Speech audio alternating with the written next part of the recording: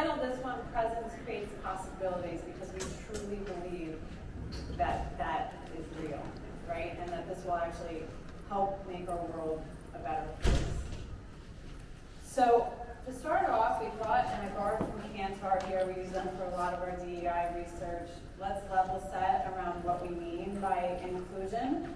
And so it really is about, being open and welcoming to all people across this entire spectrum, across socioeconomic, racial, ethnic, gender, ability, sexual orientation, all of these different spectrums. And it's really the practice of ensuring that all people feel a sense of belongingness. And we believe that by doing this, everyone benefits, right? Society benefits. And so if you have not seen, right, why does presence matter? If you have not seen America Ferrera's 15-minute TED Talk, you're definitely missing out. And I love this quote, so I'm just going to read it.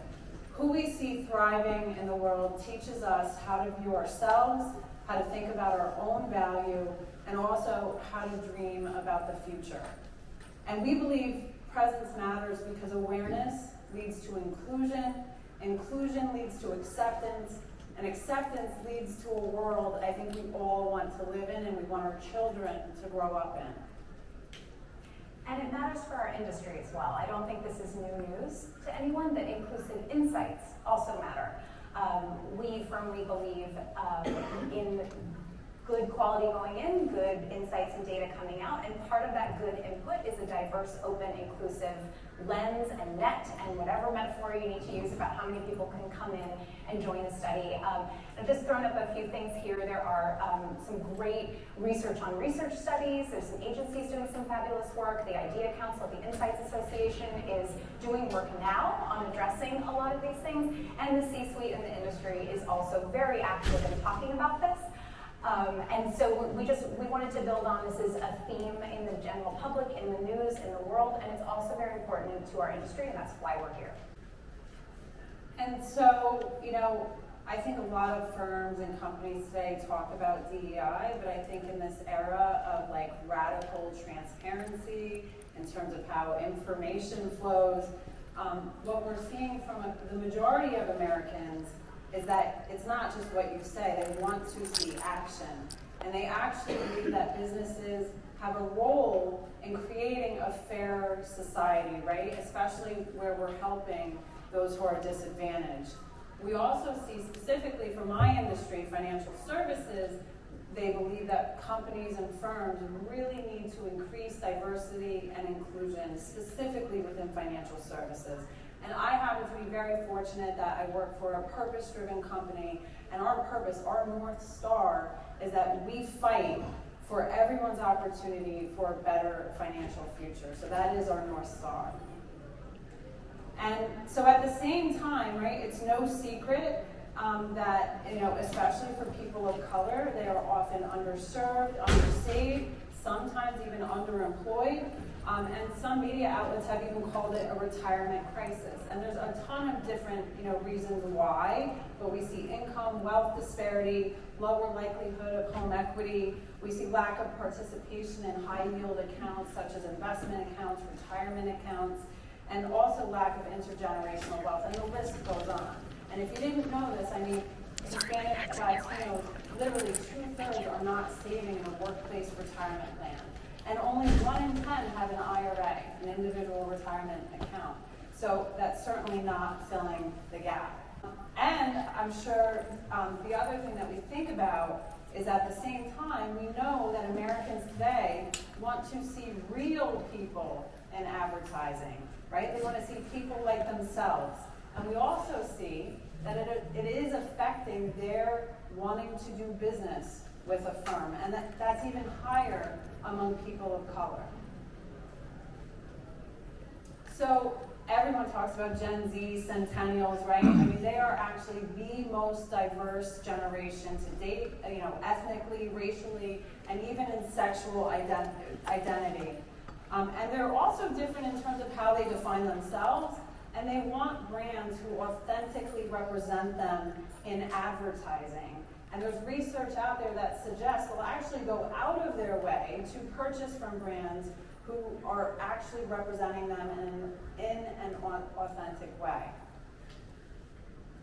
So even with all this big focus on DE&I today, there are still groups being left behind. And one group in particular are people with special needs and disabilities.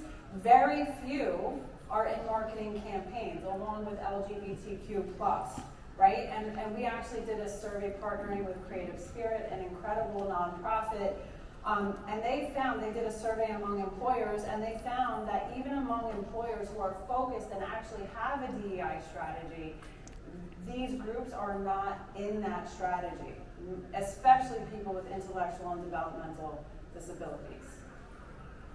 So let's talk about advertising, right? And how can we be intentional about ensuring diverse groups in our advertising?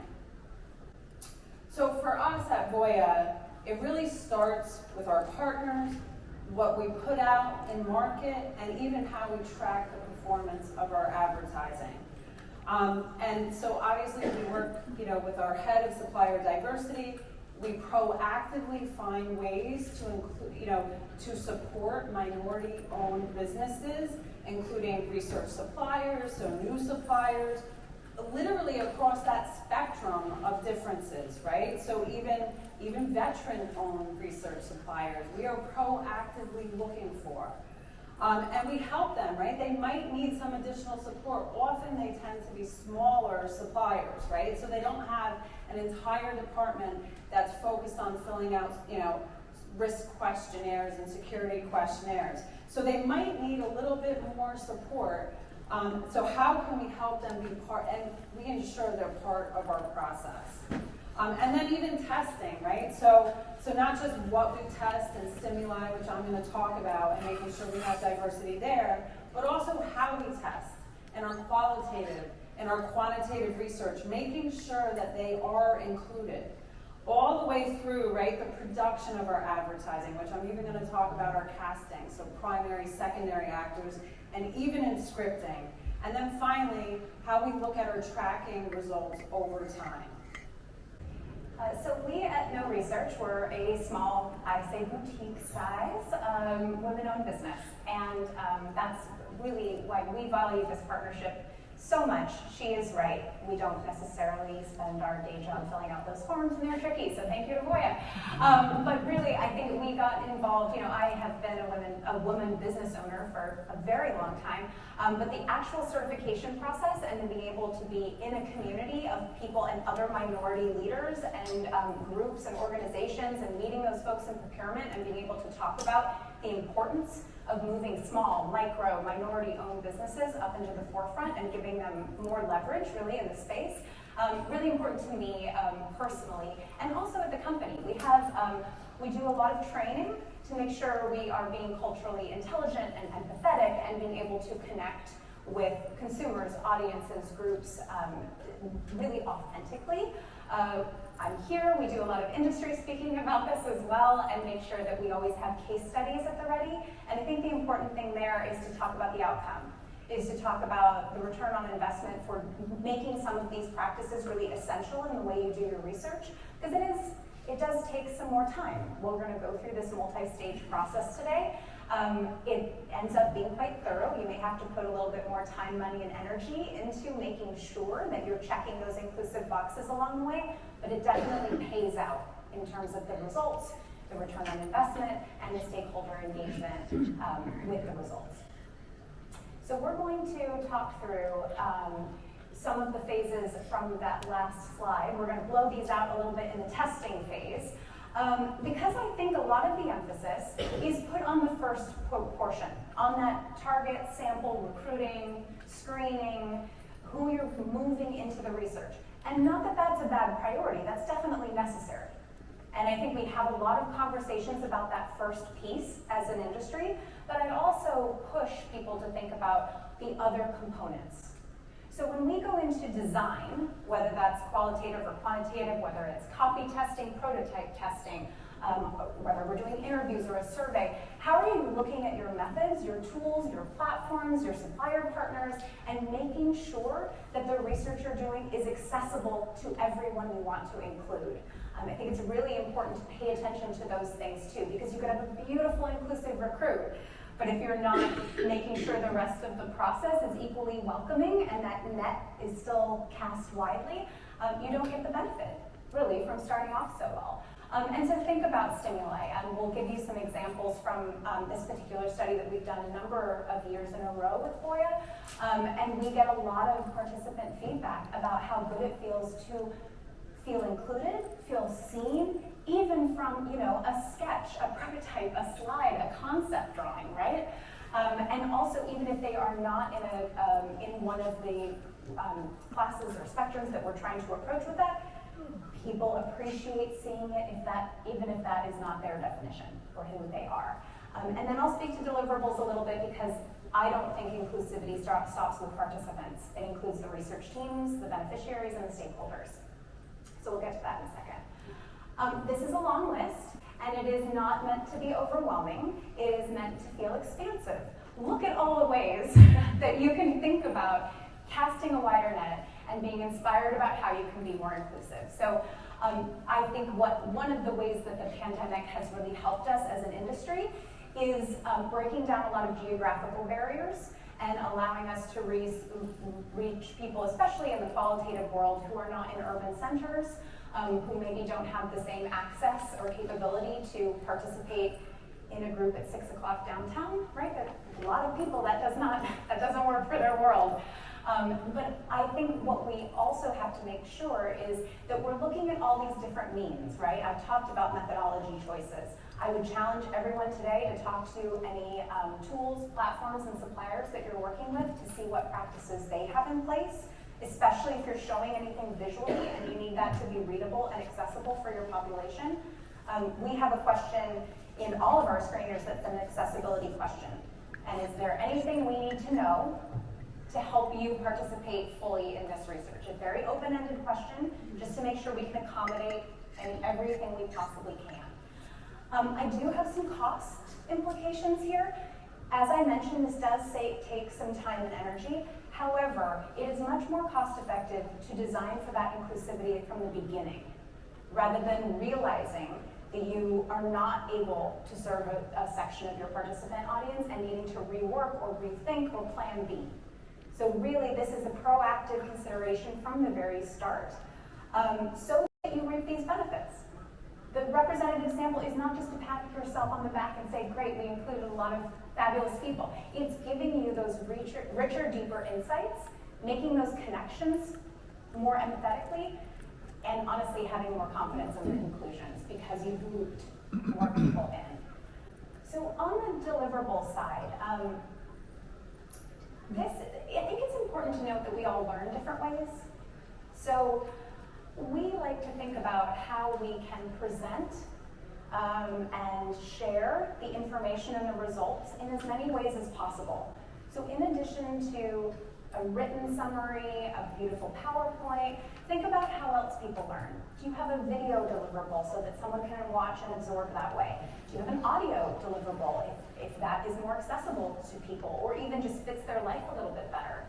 And what we push quite often is an interactive workshop instead of a presentation, to make sure that all the stakeholders involved and there's a conversation, there's a chance to bring as many people in as many departments as possible into that conversation and talk it through so that everyone feels heard, feels listened to, had a chance to ask questions.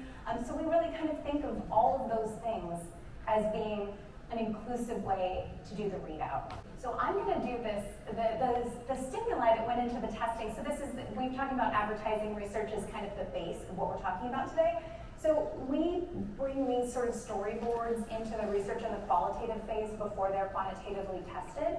And we get such great responses from even this type of stuff. It's not even moving, no one's even speaking, right? But not only the representation that's involved, and you'll actually see the growing up ad and understand why that's on that slide in just a couple minutes. But also, I think it's important also to note that that font is really small. So not only who do you cast in your drawings and your prototypes, but how do you present that to people? We do a lot of programming and testing to make sure that we're letting everybody see that as well as possible. We have, some older age groups in our research about retirement benefits. So I just think it's important. There's so many lenses and ways to think about that, and I've always been really impressed by the stimuli that comes to us from Voya. And you got a lot of good feedback on that too. Yeah, I mean, I've sat through so many focus groups, and to hear people say, wow, I just want to say, I love that I see people like me in these storyboards, animatics, boardmatics, whatever we're testing. We literally ensure that we have diversity across that spectrum, even in the rough ad executions. So I'm just going to talk a little bit, anyone who's ever worked in financial services, you probably already know, right? There's often very, sort of stringent household income, household investable assets, thresholds to even be included in the research, right? And so that might leave some of those underserved groups behind. Katrina talked about how we actually make sure they're included in that research, in the qualitative, in the message testing. So how do we bring them in, right? How do we engage them? And again, if I keep my company's North Star, we know they need help, right? So we believe that appealing messaging resonates with people when they see themselves in the ads, right? When the messages that we've actually tested with them, we know work. And presence truly brings them in. And it doesn't really stop there, right? So I talked about casting and talent, and I'm very, very proud to say we intentionally over-index on diversity, not to be in line with some core target where we know we're going to make money, but with our corporate DEI values. And so since the launch of Voya, we're a relatively new brand since 2014, people of color represent 55% of the characters in our ads. And by the way, that's versus 42% of the US population. It's also important to really call out that underrepresented groups who don't get their fair share of airtime certainly go beyond race and ethnicity. And so Voya, and especially our Voya Cares program, we've been very focused on representing people with special needs and disabilities in our advertising campaigns for the last 5 years. So this is not new to us. We've been doing it, and we're going to continue doing it. And we certainly also know when it comes to retirement, caregivers face very special challenges, especially around retirement savings. So we know it's important. And so I'm going to quote our head of enterprise advertising, Jim, who is also a dear friend of mine. He even thinks about diversity both on and off the screen. So I'm not sure if you know this, but directing is a field that's historically heavily white male. We make sure that we have women directors, people of color on our directing team, and we don't even stop there. We customize our scripts for our actors. They actually have a hand in scripting the story. So now I'd love for you to just take a look at our one execution from 2021 called Growing Up. Our retirement plan with Voya keeps us moving forward. Hey, Kevin. Hey, guys. They have customized solutions to help our family's special needs. Hey, graduation selfie. Well done. And Voya stays by our side, keeping us on track for retirement. Giving us confidence in our future. And in Kevin's. You ready for your first day on the job? I was born ready. Go get 'em, Kev. Well planned, well invested, well protected. Voya, be confident to and through retirement.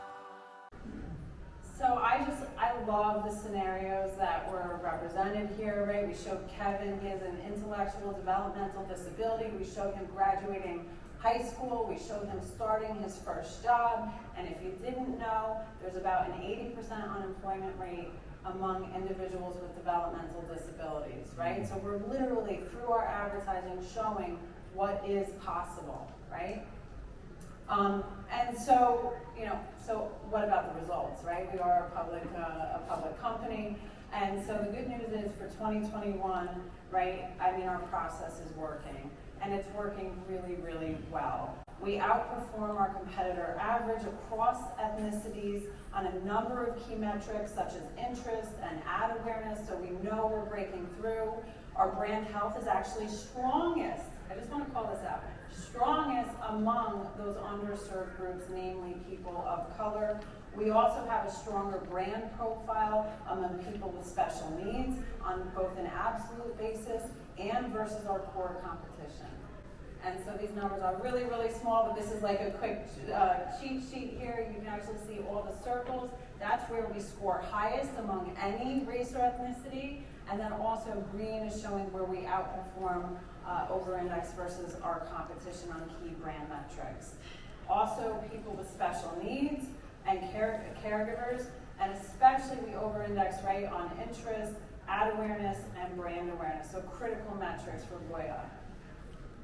And I just want to say, we've had so much, this campaign in particular, of course we're working on our next campaign, we already did 2022, but from this campaign in particular, and we're showing some social media feedback here, we received so many emails from customers, advisors, brokers, and we do sell our products and services through intermediaries, really just saying how amazing this campaign was, right? And that it wasn't by chance, right? It was intentional by design, literally starting with the research process.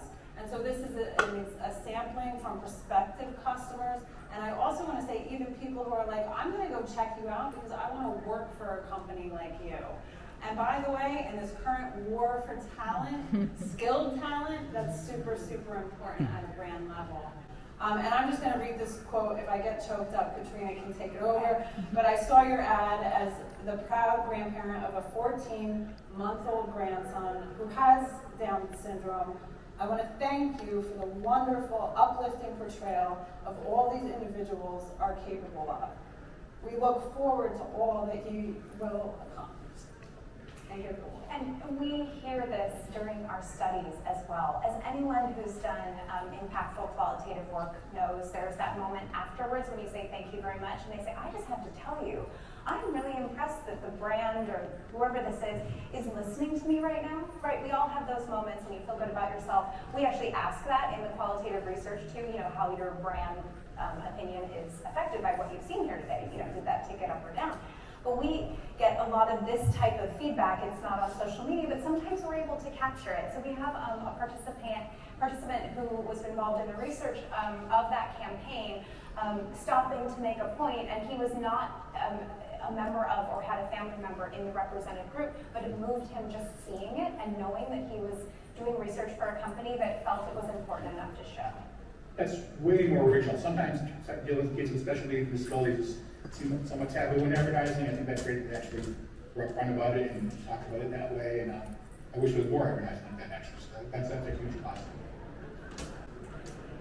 So we want to leave you with some thought starters and to kind of bring it back to the whole process that we've talked to, because I have to say, as ourselves at No Research feel very lucky and privileged to be involved in this process, which is an annual process to prepare the campaign for the next year.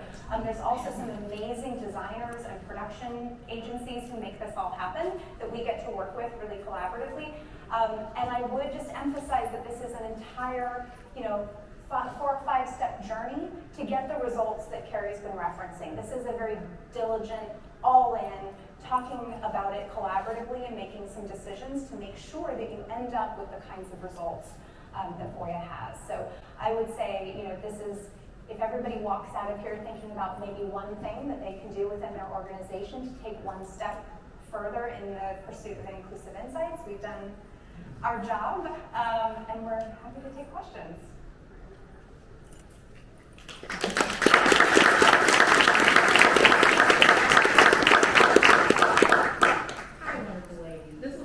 Great and very timely for a pitch that I'm doing on the advertising side. I love how you talked about the research really impacted the entire organization. However, you all are kind of, like you said, true to this, not new to this. How did you get the buy-in internally to be able to really show that the research is not just for the commercial, but it's for obviously the world first, but also internally can impact all divisions? Can you elaborate a little bit on how did you get that buy-in? Yeah, so I have to I think I'm lucky in that it literally starts with our CEO. And I've been in meetings where, like, for example, we started our Voya Cares program, which is all about helping people with special needs and disabilities and their caregivers, which, by the way, is a pretty large population, right? 1 in 4 people in the United States have a connection to, or are a caregiver, or are a person with a special need or disability. And I remember one of the very first meetings before Voya Cares was even created. Of course, I did a lot of research up front, and I remember saying, well, where's the business case? Like, we have to do a business case for this, right? And I was in the meeting with Rod Martin, and he said, no, we are doing this. And so I think that transcends down. So we're fighting for everyone's opportunity, right? For a better financial future, and that's our guiding light. I think, therefore, when it comes to things like, hey, it might take a little longer to ensure we have a diverse sample. Hey, it might, expand costs in our tracking program, our continuous tracking program, to make sure that we have these different race and ethnicities represented, so we can see how the ads are doing. So it was easier to sell it in and justify the additional costs and time and resources. But then also we have these incredible results to show it's not for nothing, it's working. And I also feel like, especially when I think about people of color and I think about retirement preparedness and secure financial futures, they need so much help right now because there's so many things that, they're behind the starting line. So if we never, as financial services companies, start bringing them in, ensuring that we have products and services that meet their needs, that can get them on that trajectory towards financial wellness, then nothing will ever change. And so, and if you can't tell, by the way, this is a very big passion area for me, and the fact that I'm able to be part of a process that creates advertising that inspires people, literally, I get choked up. So I think for us it was easy. I think in other organizations it might be more challenging. So I don't know that I have a solution, but I think, literally, if you can start showing how if you bring them in, it does work and it will have an impact, I think that can help. So hopefully that's a good answer. Yeah, so that's wonderful to hear that there's companies that from the top down already are very supportive of this. Maybe you from the vendor side, work for companies that is not currently the situation. How can researchers help, move that up the Do our part? Yeah. And then my second question is, how do you find people with disabilities and in a situation like that? Is that, a special pattern for that, or? So the first question is, I do think about it as doing our part, and I think sometimes doing our part means taking a small hit. So I will say that, where we're pushing for an over-recruit, we're pushing for different screener tactics. That is often us bringing it into the room when we're not lucky enough to work with an organization where it's inherent, having the conversation, and if we're not convincing, we do it anyway. Within the budgetary constraints, or we'll do it the first time and take a little bit of a hit from that perspective. And then often the second or the third time, it's, this has been really great results. I see your point. We trust you now. Let's talk about making sure this is part of the process. That's actually not a lot different than the way we test methodologies sometimes. If people aren't willing to give it a go, we just throw it in there and then they love it kind of situation. And I would just say, I think the industry has some work to do, right? When we go out to recruit, it's challenging, right? And then they just want to and we're like, no. We're very strict. We have to have representation in every single focus group. And Katrina, sometimes they're not here. They were supposed to be here today, so I could give them a shout out. But our recruiting partners are like the Voya's project's coming.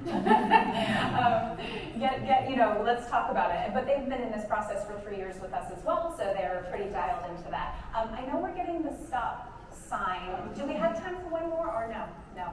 So come up and ask us. All right, thank you so much. Thank you, everyone.